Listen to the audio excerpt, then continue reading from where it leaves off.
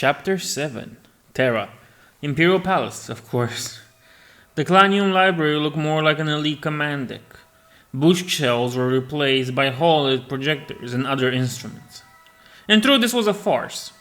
Guard and Navy generals did most of the planning that Lang Soon tried to show that he was doing in this library.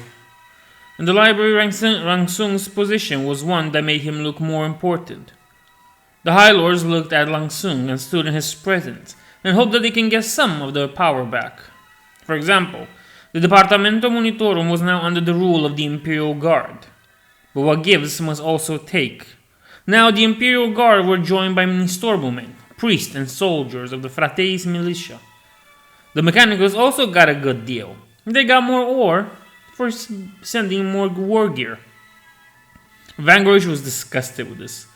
They were putting people to work more and die more just to show display of power, like an animal puffing its chest against the beast. A thing that contributed little in the war front, because the Navy was either at Lepidus or near Terra. Communication was hard. It would take weeks or months to receive messages and send troops. Lang Soon was talking about ship movements until Vinad made a noise with her goblet on the table. The Admiral asked if something was amiss, and she responded yes. The Inquisitor started to talk about the Navy plans. All ships gathered at Lepidus to start a counteroffensive on multiple fronts. He approved, and then she asked if it's true that most of the fleet left Lepidus Prime. After a few more questions, we learned that the fleet left for Port Sanctus, an Ork-infested territory.